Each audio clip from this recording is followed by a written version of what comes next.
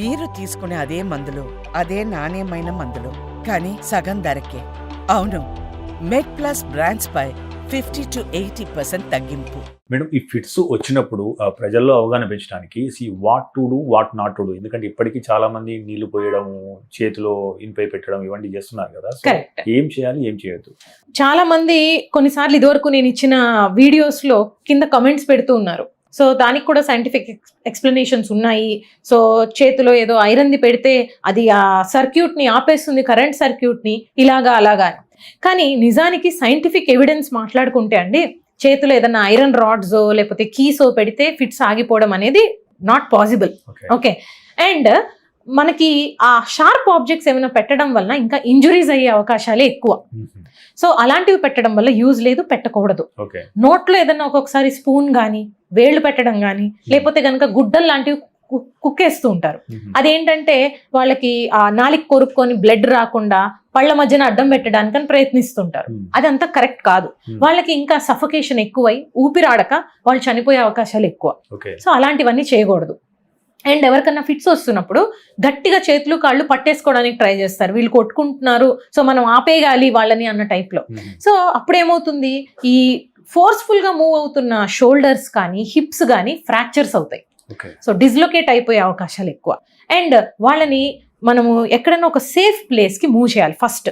Okay, so ఎక్కడన్నా కుర్చీలో కూర్చొని ఉన్నారు, వాలిపోతున్నారు ఒక సైడ్కి, వాళ్ళని కింద నేల మీద పడుకోబెట్టాలి, సైడ్కి తిప్పి పడుకోబెట్టి ఉంచాలి. సో వెనకాల ఒక దిండు కానీ, మెత్తటి పదార్థం పరుపు లాంటిది కానీ, లేకపోతే మన దగ్గర స్కూల్ బ్యాగ్స్ ఏవి రెడీగా ఉంటే అవి వాళ్ళ తల కింద పెట్టడానికి ప్రయత్నించాలి. సో నోట్లోంచి ఏమైనా నురగ లాంటిది వస్తే సైడ్కి పడిపోయే వీలు ఉంటుంది. అలానే ఫ్లాట్ గా పడుకోబెట్టామనుకోండి, వాళ్ళు ఉక్కిరి బిక్కిరై వాళ్ళకి ఊపిరి అందదనమాట. సో దాంతో పాటుగా ఏంటంటే కొంచెం ఎయిర్ వాళ్ళకి అందేలాగా చూడాలి. సో టైట్ గా కాలర్ లాంటిది లేకపోతే బటన్స్ లాంటివి ఏమన్నా వాళ్ళ మెడ చుట్టూతో ఒత్తుకుంటున్నాయా అవి లూజ్ చేయాలి. లూజ్ చేసి వాళ్ళకి ఏంటంటే మనకి చుట్టూతా కాస్త స్పేస్ వదిలిపెట్టాలి. 2 minutes కంటే ఎక్కువ టైం చూసుకుంటూ ఉండాలి మనం. ఎంతసేపు వచ్చింది ఫిట్ అనేది, 2 minutes దాటిపోయింది, 5 minutes దాటిపోతుంది, ఇంకా ఫిట్లోనే ఉన్నాడు మనిషి, వెంబడే అంబులెన్స్ కాల్ చేసి ఇమ్మీడియట్ గా హాస్పిటల్కి తీసుకెళ్ళాలి. సో 5 minutes దాటిపోయి ఇంకా ఫిట్స్ వస్తున్నాయి అంటే ఆ బ్రెయిన్ కి ఆక్సిజన్ సరఫరా అందదన్నమాట. సో ఇవి మనం అలామింగ్ గా చూసుకుంటూ ఉండాలి. అండ్ ఎప్పుడు ఈ ఫిట్స్ అనేది ఆల్రెడీ ఒక పర్సన్ కి ఉన్నది అనే హిస్టరీ ఉంటే వాళ్ళు ఒక రెస్క్యూ మెడికేషన్ అనేది బ్యాగ్ లో క్యారీ చేస్తూ ఉంటారు. ఆ విషయం వాళ్ళ స్కూల్లో ఉన్న పిల్లలకు కానీ, స్కూల్ టీచర్కి కానీ, ఆఫీస్లో పనిచేసే కొలీగ్స్కి, ఫ్యామిలీ మెంబర్స్కి, ఫ్రెండ్స్కి అందరికీ కూడా తెలిసి ఉండాలి ఆ మెడిసిన్ ఎక్కడుంది అవైలబుల్గా, దాన్ని ఎలా స్ప్రే చేయాలి ముక్కులోని అని. ఇప్పుడు టాబ్లెట్స్ పెట్టడం అనుకోండి, ఫిట్ వస్తున్న టైంలో టాబ్లెట్ వేయడం కష్టం, ఇంజెక్షన్ అంటే అందరూ ఇవ్వలేకపోవచ్చు. సో అలాంటి సిచ్యువేషన్లో లేటెస్ట్గా మనకి స్ప్రేస్ వస్తున్నాయి.